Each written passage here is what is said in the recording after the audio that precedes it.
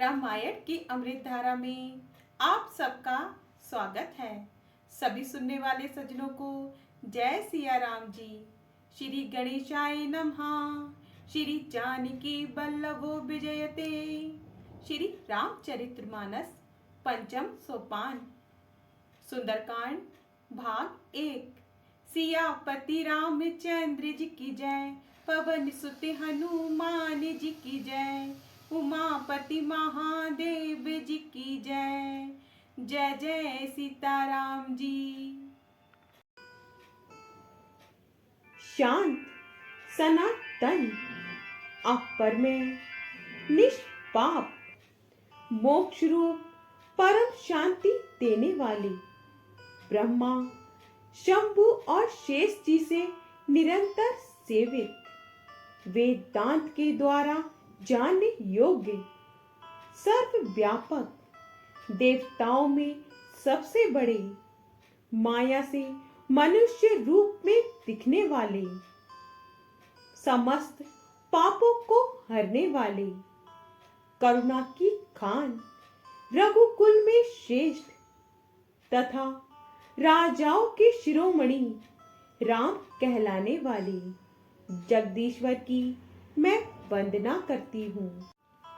अतुल बल के थान सोने के पर्वत के समान कांति युक्त शरीर वाले दैत्य रूपी वन को ध्वंस करने के लिए अपनी रूप ज्ञानियों में अगण्य संपूर्ण गुणों के निधान वानरों के स्वामी श्री रघुनाथ जी के प्रिय भक्त पवन पुत्र श्री हनुमान जी को मैं प्रणाम करती हूँ।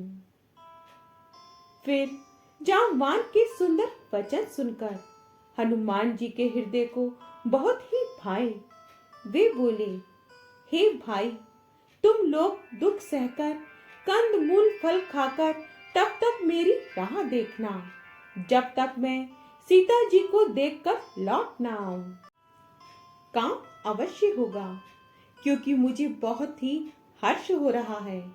यह कहकर और सबको मस्तक नवाकर तथा हृदय में श्री रघुनाथ जी को धारण करके हनुमान जी हर्षित होकर चले। समुद्र के तीर पर एक सुंदर पर्वत था। हनुमान जी खेल से ही कूदकर उस पर जा चढ़े और बार बार श्री रघुनाथ जी का स्मरण करके अत्यंत बलवान हनुमान जी उस पर से बड़े वेग से उछले। जिस पर्वत पर हनुमान जी पैर रखकर चले, जिस पर से वे उछले थे, वह तुरंत ही पाताल में धंस गया। जैसे श्री रघुनाथ जी का अमोघ बाण चलता है, उसी तरह हनुमान जी चले। समुद्र ने उन्हें श्री रघुनाथ जी का दूत समझकर मैनाक पर्वत से कहा कि हे मैनाक, तू इनकी थकावट दूर करने वाला हो, अर्थात अपने ऊपर इन्हें विश्राम दे। दोहा हनुमान तेहि परसा कर पुनि कीन प्रणाम। राम काज कीने बिनु मोहि कहाँ विश्राम। सियापति रामचंद्र जी की जय। मोहि कहाँ विश्राम। सियापति रामचंद्र जी की जय। हनुमान जी ने उसे हाथ से छू दिया, फिर प्रणाम करके कहा, भाई, श्री रामचंद्र जी के काम किए बिना मुझे विश्राम कहाँ। देवताओं ने पवन पुत्र हनुमान जी को जाते हुए देखा।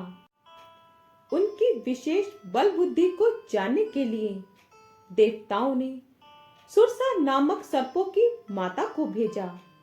उसने आकर हनुमान जी से यह बात कही कि आज देवताओं ने मुझे भोजन दिया है।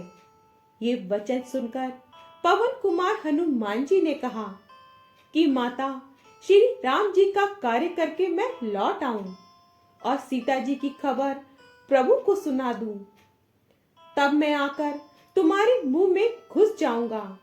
माता, तुम मुझे खा लेना। हे माता, मैं सत्य कहता हूं, अभी मुझे जाने दे। जब किसी भी उपाय से उसने जाने नहीं दिया, तब हनुमान जी ने कहा, तो फिर मुझे खा ना ले। उसने योजन भर 4 कोस में मुंह फैलाया। तब हनुमान जी ने अपने शरीर को उससे दूना बढ़ा लिया। उसने 16 योजन का मुख किया। तब हनुमान जी तुरंत ही 32 योजन के हो गए। जैसे जैसे सुरसा मुख का विस्तार बढ़ाती थी, हनुमान जी उसका दूना रूप दिखलाते थे। उसने 100 योजन 400 कोस का मुख किया। तब हनुमान जी ने बहुत ही छोटा रूप धारण कर लिया और हनुमान जी उसके मुख में घुस के तुरंत फिर बाहर निकल आए और उसे सिर नवाकर विदा मांगने लगे। तब उसने कहा, मैंने तुम्हारे बुद्धि बल का भेद पा लिया, जिसके लिए देवताओं ने मुझे यहाँ भेजा था। तुम श्री रामचंद्र जी का सब कार्य करोगे, क्योंकि तुम बल बुद्धि के भंडार हो। यह आशीर्वाद देकर वह चली गई। तब हनुमान जी हर्षित होकर चले। समुद्र में एक राक्षसी रहती थी। वह माया करके आकाश में उड़ते हुए पक्षियों को पकड़ लिया करती थी। आकाश में जो जीव जंतु उड़ा करते थे, वह जल में उनकी परछाई देखकर उस परछाई को पकड़ लेती थी, जिससे वे उड़ नहीं सकते थे और जल में गिर जाते थे। इस प्रकार वह सदा आकाश में उड़ने वाले जीवों को खाया करती थी। उसने वही छल हनुमान जी से भी किया। हनुमान जी ने तुरंत ही उसका कपट पहचान लिया। पवन पुत्र धीर बुद्धि वीर हनुमान जी उसको मारकर समुद्र के पार गए। मधु पुष्प रस के लोभ से भोरे गुंजार कर रहे थे। अनेकों प्रकार के वृक्ष फल फूल से सुशोभित हैं। पक्षी और पशुओं के समूह को देखकर तो हनुमान जी मन में बहुत ही प्रसन्न हुए। सामने एक विशाल पर्वत देखकर हनुमान जी भय त्याग कर उस पर दौड़कर जा चढ़े। शिव जी कहते हैं, हे उमा, इसमें हनुमान जी की कुछ बड़ाई नहीं है। ये प्रभु का प्रताप है, जो काल को भी खा जाता है। पर्वत पर चढ़कर उन्होंने लंका देखी। बहुत ही बड़ा किला है, कुछ कहा नहीं जाता। वह अत्यंत ऊंचा है, जिसके चारों ओर समुद्र है। सोने के परकोटे का परम प्रकाश हो रहा है। विचित्र मणियों से जड़ा हुआ सोने का परकोटा है।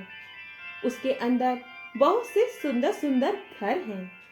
चौराहे, बाजार, सुंदर मार्ग और गलियां हैं। सुंदर नगर बहुत प्रकार से सजा हुआ है। हाथी, घोड़े, खच्चरों के समूह तथा पैदल और रथों के समूह को कौन गिन सकता है। अनेक रूपों के राक्षसों के दल हैं। उनकी अत्यंत बलवती सेना वर्णन करते नहीं बनती। छंद।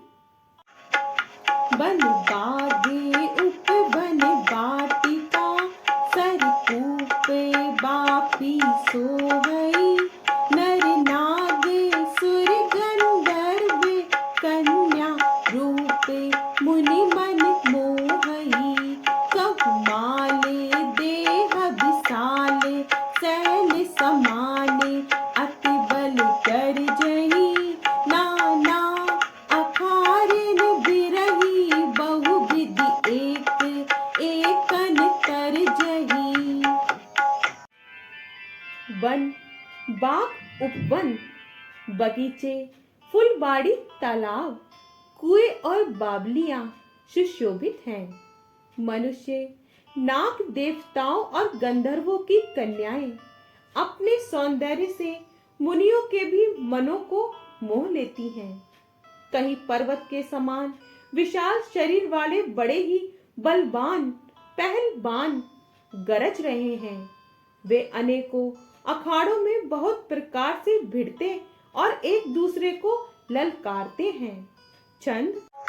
करि जतन भट को तिन, बिकट तन नगर चहु दिसि रक्षई कहु महिषी मानुष घेनु करे अजखल निशाचर भक्षई एहि लागी तुलसीदास इनकी कथा कछु एहे कही रघुवीर सर तीरथ सरी नहीं त्यागी गति पे है सही। भयंकर शरीर वाले करोड़ों योद्धा यत्न कर करके बड़ी सावधानी से नगर की चारों दिशाओं में सब ओर से रखवाली करते हैं। कहीं दुष्ट राक्षस भैंसों मनुष्यों गधों और बकरों को खा रहे हैं। तुलसीदास जी कहते हैं कि इनकी कथा इसलिए कुछ थोड़ी सी कही है कि ये निश्चय ही श्री रामचंद्र जी के बाण रूपी तीर्थ में शरीर को त्याग कर परम गति पावेंगे। दोहा पुर रखवारे देखी बहु कपि मन कीन विचारे अति लघु रूप धरो निशी नगर करो पैसार सियापति रामचंद्र जी की जय। नगर करो पैसार सियापति रामचंद्र जी की जय। नगर के बहुसंख्यक रखवालों को देखकर हनुमान जी ने मन में विचार किया कि अत्यंत छोटा रूप धरूं और रात के समय नगर में प्रवेश करूं। हनुमान जी मच्छर के समान छोटा सा रूप धारण कर नर रूप से लीला करवाने वाले भगवान श्री रामचंद्र जी का स्मरण करके लंका को चले। लंका के द्वार पर लंकिनी नाम की एक राक्षसी रहती थी। वह बोली, मेरा निरादर करके बिना मुझसे पूछे कहाँ चला जा रहा है। आगे का भाग कल। जय सिया राम जी। आपको पसंद आए तो लाइक शेयर कमेंट्स कीजिए और हमारे चैनल को सब्सक्राइब कीजिए। जय सिया राम जी।